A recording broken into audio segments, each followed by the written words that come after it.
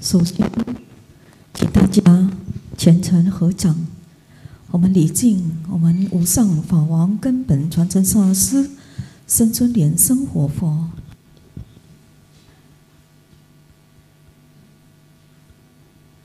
礼敬真佛宗历代传承祖师。礼敬大觉堂坛城三宝，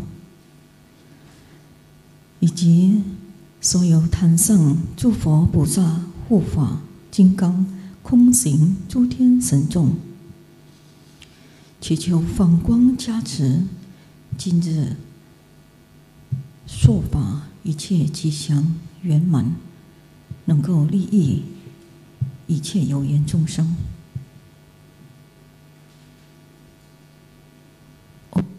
深悉地后，尊敬的长老色莲花常智上师，尊敬的住持色莲样上师，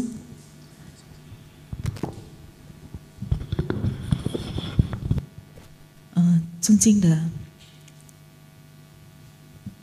莲益法师、莲守法师、莲霞法师，还有莲景法师，还有我尊敬的所有的讲师、助教、理事长、主席，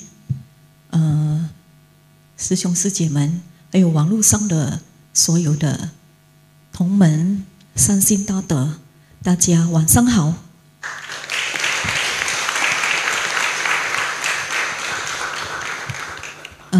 我直接用印尼文好吗？直接印尼文好了。我会campur dengan Mandarin ya, nanti kalau diperlukan saya akan campur dengan Mandarin. Dan hari ini saya terima kasih sekali， 我今天非常感谢大家让给我机会在这里跟大家一起分享佛法，让我有这个机会学习，跟大家学习。Terima kasih sekali telah diberikan kesempatan buat saya untuk di sini buat sharing Dharma, sekaligus memberikan kesempatan untuk saya untuk belajar sharing Dharma. Terima kasih semuanya. Dan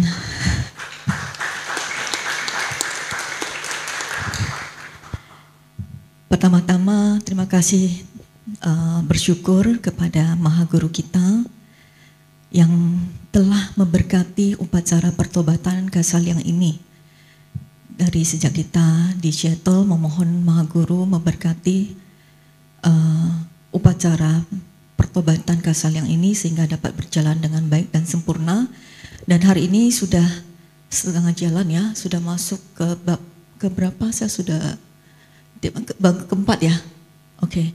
Dan hari ini bab yang keempat ini adalah bab yang paling menyedihkan. Kenapa? Karena kita bertobat kepada makhluk, kita bertobat untuk makhluk di alam neraka Avicii. Siapa-siapa saja yang bisa masuk neraka Avicii adalah makhluk yang melakukan dosa yang sangat berat sekali. Seperti di dalam kitab pertobatan dituliskan, makhluk yang membunuh orang tuanya, membunuh ayah, membunuh ibu, membunuh arahat, melukai Buddha hingga berdarah, dan terakhir memecah belah sangha. Dan semua ini adalah perbuatan durhaka yang bila dilakukan tidak ada ampun, langsung masuk ke neraka Avicii. Neraka Avicii ini adalah neraka Wajra, yang mana hukumannya yang paling berat dan tidak ada batas waktu untuk menerima hukuman di neraka Avicii. Tiada batas ruang, tiada batas waktu. Ruangnya sempit sekali dan waktunya tiada batas. Nah, ini paling menyedihkan. Makanya waktu melakukan pertobatan Kasaliang yang bab ini, boleh dibilang saya dari awal sampai terakhir ya, sedih sekali. Apalagi mendengar yang Sangse jelasin pakai Mandarin, pakai bahasa Indonesia itu. Waduh, benar-benar saya nggak tahan lagi. Itu air matanya terus keluar terus ya. Nah sebenarnya hari pertama Changzi长老ada sempat sebut satu kalimat yang dimana saya sempat nggak bisa terjemahkan lagi karena saya langsung teringat suatu hal yang membuat saya sedih sekali. Beliau berkata satu kalimat begini, 我能来大觉堂一次就赚到一次. Kalimat ini benar-benar membuat saya sangat-sangat terharu ya, dan juga sangat menyentuh hati saya, masuk ke dalam lubuk hati saya yang terdalam. Beliau Changzi Sangsi seumuran dengan Sejun. Beliau lahir tahun 1945 sama dengan Sejun Sio Ayam. Bedanya 3 hari saja. Jadi Sejun tanggal 18 Mei, tanggal 18 bulan 5 1945, dan beliau tanggal 21 bulan 5, jadi selisih 3 hari saja. Jadi benar-benar beliau ikut Mahaguru turun ke dunia ini membabarkan Dharma. Nah, beliau mengucapkan seperti itu membuat saya teringat Mahaguru.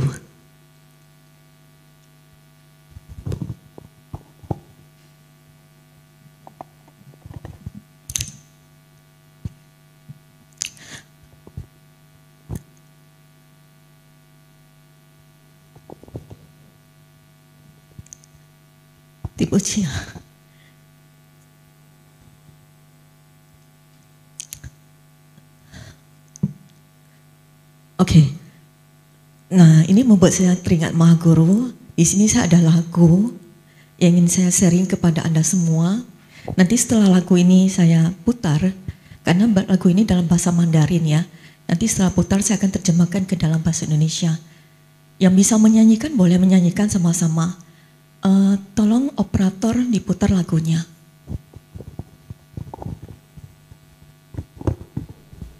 各位观众，我们知道佛陀时代弟子阿难因为没有请佛住世，而佛陀最终示现涅槃。在今世，我们的根本上师莲生法王卢胜彦不辞辛劳度众生，已经67年载。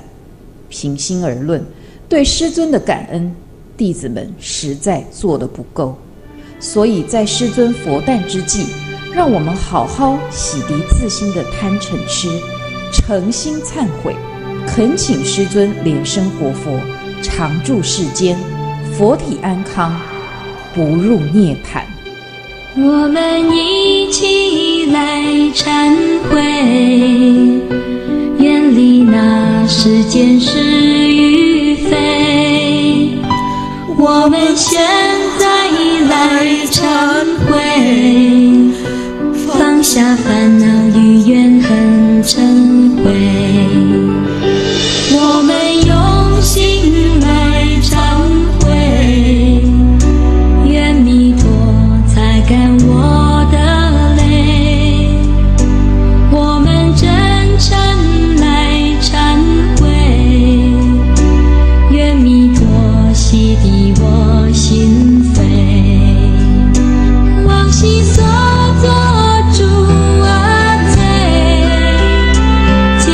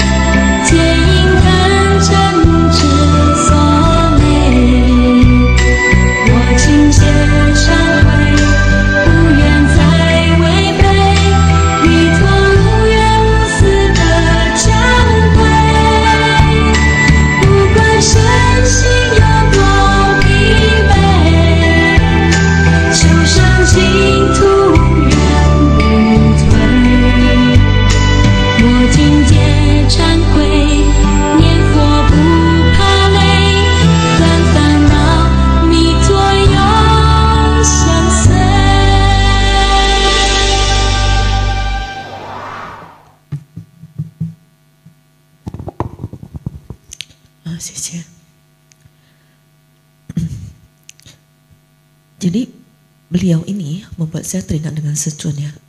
Karena usia beliau yang sama dan beliau telah 40 tahun lebih ikut Mahaguru. Jadi beliau mengatakan seperti itu membuat saya langsung asosiasikan ke Secun. Secun juga umurnya sama, 81 tahun ini. Dan Mahaguru dari umur 26 tahun di mana mata batin beliau dibuka sampai sekarang terus menerus membabarkan Dharma, membimbing kita semua agar tersadarkan bahwa dunia ini sangatlah anitya. Untuk kita tersadarkan bahwa dunia ini itu tidak ada yang bisa kita bawa pergi. Untuk menyadarkan kita bahwa dunia ini sangat menderita.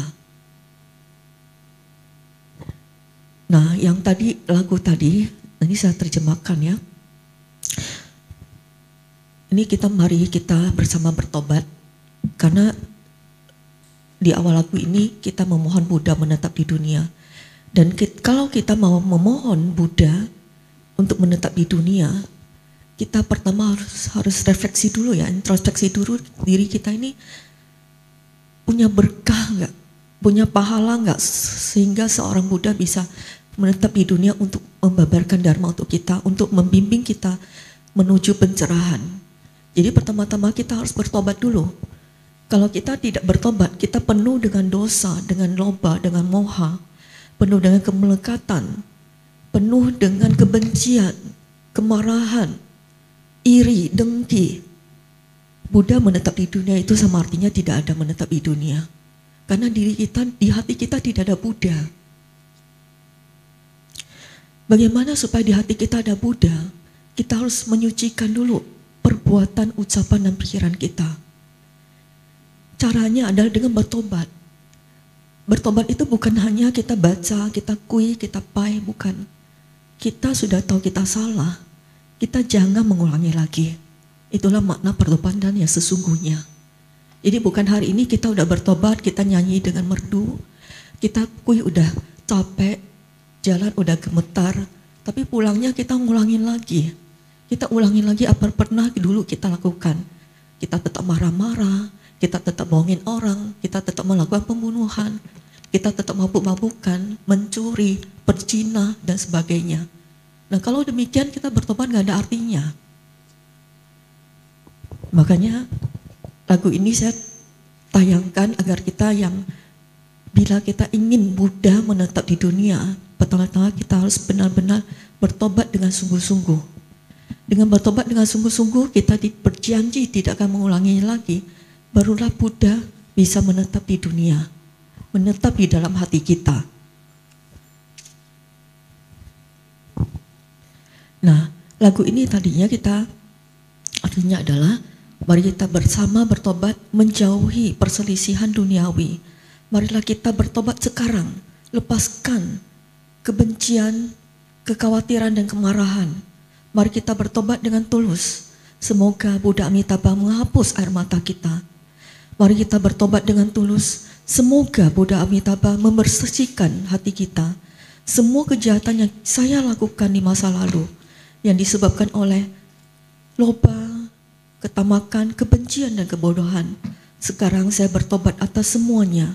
Tidak ingin melanggar ajaran dari Buddha Amitabha yang tanpa menyesal dan tanpa pamrih. Tidak peduli seberapa lelah fisik dan mental, keinginan untuk terlahir di tanah suci tidak akan surut. Sekarang saya bertobat atas semuanya. Tidak takut lelah saat melafalkan nama Buddha. Untuk memutuskan nafsu, Buddha Amitabha akan selalu menyertai. Nah, Buddha Amitabha yang disebut di sini adalah Mahaguru kita, karena Mahaguru kita adalah titisan dari Buddha Amitabha. Jadi kita bertobat itu sebenarnya bukan bertobat kepada Mahaguru, tapi bertobat kepada sifat Buddha kita sendiri, bertobat pada diri kita sendiri. Jadi makna pertobatan sesungguhnya kita bukan bertobat kepada orang lain, kepada Buddha, Bodhisattva, bukan, tapi kepada diri kita sendiri. Kita menyesali perbuatan kita yang pernah kita lakukan. Baik yang kita lakukan melalui perbuatan, ucapan, dan pikiran. Itulah makna pertobatan yang sesungguhnya. Jadi mudah-mudahan kita bisa menghargai waktu kita yang tersisa, karena waktu kita tidak banyak. Walaupun Zhang Lao mengatakan dia datang sekali, dia untung sekali, walaupun beliau sudah umur 81 tahun, tapi percayalah, tidak semua orang bisa sampai umur segitu. Ya, Sejun pernah berkata bahwa yang kalau kita minta kita sering-sering ke kuburan, ke rumah sakit, ke rumah duka. Kenapa? Supaya kita ingat dengan yang namanya anitya, ketidakkekalan. Ketidakkekalan itu datang kapan aja, tidak tanpa aba-aba, tanpa isyarat, dan datang tiba-tiba sekali. Banyak sekali contoh ketidakkekalan yang terjadi di sekitar kita. Sebenarnya ketidakkekalan anitya itu tidak harus identik dengan kematian, tidak. Seperti pertemanan, gara-gara satu kalimat salah ngomong, pertemanan putus, itu juga anitya. Gara-gara satu perbuatan, sebuah pernikahan hancur, itu juga anitya. Jadi banyak sekali kisah anitya di sekitar kita. Belum lagi yang bencana, ya, belum lagi yang perang dan sebagainya, itu semua anitya. Dulu Sejun pernah bercerita, ada satu orang, seorang guru, dia di bawah lagi ngobrol dengan anak orang tua murid, lagi ngobrol dengan asik, tiba-tiba dari atas, lantai atas, jatuh satu batu bata, ya, jatuh kena ke kepala si guru ini, langsung meninggal di tempat. Siapa yang sangka bisa terjadi seperti itu? Nah, itulah anitya. Makanya kita itu benar-benar harus hargai waktu kita sebaik-baiknya. Jangan kira, saya sekarang masih muda. Oh, sekarang saya masih seger-segernya, saya masih prima, saya masih belum sakit. Kita melalaikan, kita buang waktu kita untuk hal-hal yang tidak berguna. Kita buang waktu kita untuk melakukan banyak karma buruk. Jangan, karena waktu itu sangat cepat sekali berlalu. Contohnya saya cerita dari saya sendiri, ya. Dulu, waktu muda, saya melakukan apa saja. Saya seorang yang sangat-sangat mandiri, ya. Saya jarang sekali mau minta tolong orang. Apapun saya lakukan sendiri. Baik yang angkat, yang berat pun saya lakukan sendiri. Saya ingat sekali, ya, di rumah saya ada meja. Saya kadang suka pindah kemana-mana, kadang di atas, kadang di bawah. Jadi meja itu saya bawa sendiri. Dari lantai dasar sampai bawa ke lantai atas. Meja belajar. Kadang saya mau pindah lagi dari atas, saya bawa lagi ke bawah sendiri loh. Saya sampai bingung itu gimana saya melakukannya dengan sendirian. Lalu waktu itu saya tidak tahu yang namanya sakit, ya, nggak pernah. Jarang sekali sakit. Saya dulu itu sehat sekali. Sampai saya masuk ke usia 40-an, saya baru merasakan yang namanya tangan tidak bisa diangkat. Saya nggak pernah membayangkan tangan itu begitu ringan, ya. Tangan itu ringan sekali, mau diangkat langsung diangkat. Pada saat saya umur 42 tahun, tangan saya nggak bisa diangkat. Kalian bisa bayangkan nggak? Sebuah tangan aja itu cuma diangkat sampai sepinggang. Ini juga anitya, ya. Ini juga anitya. Karena saya seorang penerjemah dan saya menerjemahkan. Saya bekerja keras sekali dan menerjemahkan waktu itu pas lagi waktu pandemi. Jadi waktu pandemi itu karena semua orang lagi tidak bisa keluar rumah, ada PPKM waktu itu, pembatasan, jadi nggak bisa keluar rumah. Jadi semua orang di rumah, yang anak-anak yang sekolah juga di rumah sekolahnya, dan termasuk kita banyak yang di rumah. Jadi waktu itu ada satu umat, dia mencetuskan, bilang gimana kalau kita bikin TBSN TV. Jadi TBSN TV ini akan menayangkan semua video Sejun, dipasang subtitle. Jadi ada subtitlenya di bawah arti terjemahan dari ceramah Mahaguru. Dan waktu itu saya juga ikut bantu karena merasa itu video Sejun itu saking banyaknya belum diterjemahkan. Jadi saya sehari berusaha menerjemahkan sebanyak-banyaknya. Jadi sehari bisa menerjemahkan sekitar 16 jam. Jadi sehari duduk di depan komputer 16 jam. Sampai lupa makan. Karena lupa minum, lupa makan, fokus untuk menerjemahkan ceramah Mahaguru. Karena saking banyaknya ceramah yang belum diterjemahkan. Dan saya merasa ini umat Indonesia prihatin sekali karena banyak yang belum diterjemahkan, jadi banyak yang tidak tahu ceramah Mahaguru. Buku jadi demikian, banyak yang tidak bisa baca bahasa Mandarin, jadi tidak baca buku Mahaguru. Sehingga banyak umat yang tidak tersentuh dengan dharma dari Mahaguru. Jadi karena itulah saya berusaha menerjemahkan sebanyak-banyaknya. Dalam sehari saya bisa duduk 16 jam. Nah karena kemudian saya waktu menerjemahkan, posisi saya waktu itu belum mengerti yang namanya posisi ergonomis. Jadi saya mengetik dengan tertunduk dalam waktu 16 jam. Nah akhirnya setelah sekian kurang lebih 3 tahun, 2 tahun sejak TBSN TV berdiri tahun 2020, tanggal 18 Mei, sampai akhirnya 3 tahun saya melakukan seperti itu, akhirnya saya mengalami HNP, jadi saraf kejepit di leher. Dan sekarang tangan kanan saya itu kesemutan, nah itu juga sebuah contoh anitya. Jadi sekarang sejak tangan saya nggak bisa diangkat, kemudian saya banyak ke dokter disuruh operasi, tapi karena petunjuk Mahaguru jangan dioperasi, akhirnya saya bertahan sampai sekarang dengan kondisi yang harus tiap 2 minggu sekali harus ke fisioterapi. Kemudian dengan segala cara agar kedua tangan saya tidak lumpuh, dokter bilang harus rutin fisio, kemudian tidak boleh angkat yang berat. Sampai sekarang begitu. Jadi saya jaga terus, jangan sampai tangan saya lumpuh. Kalau sampai kedua tangan saya lumpuh, mungkin tugas penerjemahan udah berhenti sampai di situ. Jadi ini juga contoh anitya. Jadi kemarin Changsu Changlao menceritakan tentang ketidakkekalan kan, Wuchang. Itu juga contoh Wuchang yang terjadi dalam diri saya sendiri. Nah, makanya saya sekarang sangat menghargai waktu saya, dan karena saya tidak tahu saya bisa hidup sampai kapan, umur berapa. Jadi selama masih ada umur, selama napas saya masih ada, saya berusaha dengan waktu saya yang tersisa, saya melakukan yang seperti yang Mahaguru ajarkan, banyak berbuat kebaikan, jangan berbuat jahat, kemudian sucikan pikiran. Jadi 3 hal ini yang saya lakukan terus tiap hari, dan saya ingatkan diri sendiri untuk melakukannya setiap hari. Dan satu lagi, bertobat. Karena seperti di dalam Sutra Siddhigarbha dikatakan bahwa iche jishin tongnian upu siye upu sicui, itu dalam Sutra Siddhigarbha yang artinya semua pikiran perilaku kita tidak ada yang bukan karma buruk, semuanya mengandung karma buruk.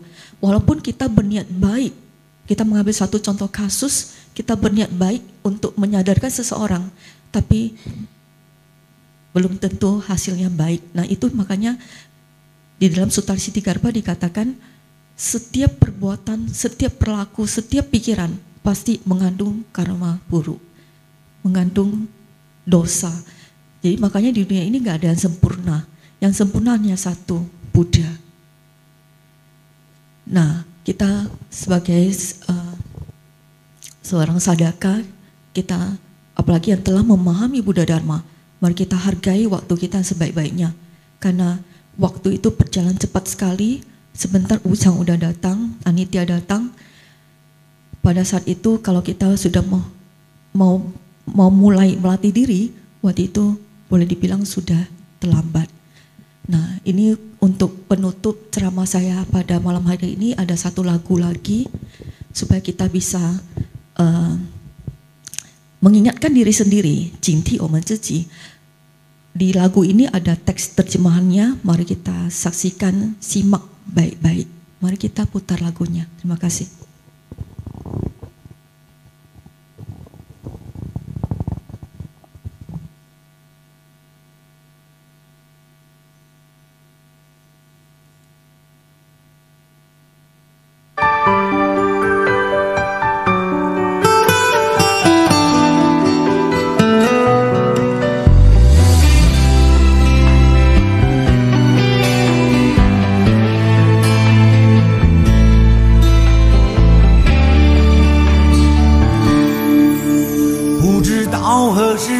叫一人霜，不知道何时颜容已沧桑。忽然怀念从前那些逞强和懵懂无知的年少轻狂，一瞬间发现人生太短暂，一瞬间发现路不再漫长，还没腾出双手拥抱自己，时光轻易走得这么匆忙。怎么刚刚学会懂事就老了？怎么刚刚学会包容就老了？怎么刚刚懂得路该往哪走？怎么还没走到就老了？怎么刚刚开始成熟就老了？怎么刚刚开始明白就老了？怎么刚刚懂得时间不经用？怎么转眼之间就好了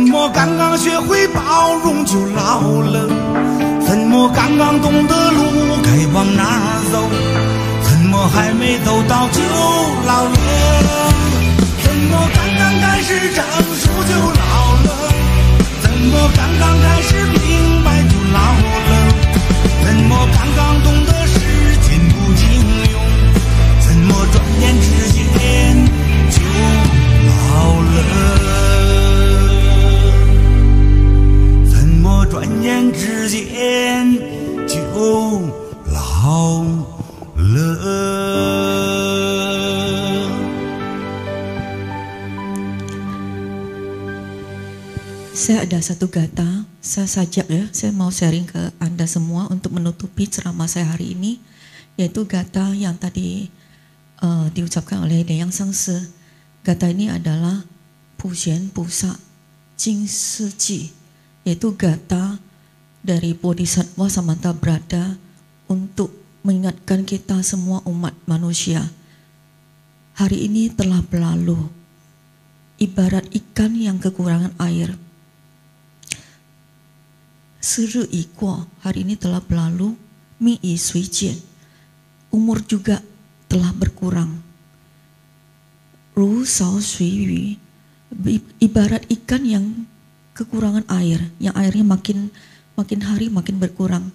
Si Yu He Le, apa kebahagiaan di dalamnya. Jadi kita harus sadar, kita hidup makin hari, usia kita makin berkurang, bukan makin bertambah, tapi makin berkurang. Termasuk umur kita makin berkurang. Jadi sisa waktu kita tidak tahu kapan habis ya, ibarat lilin yang sebentar ditip angin sudah hilang.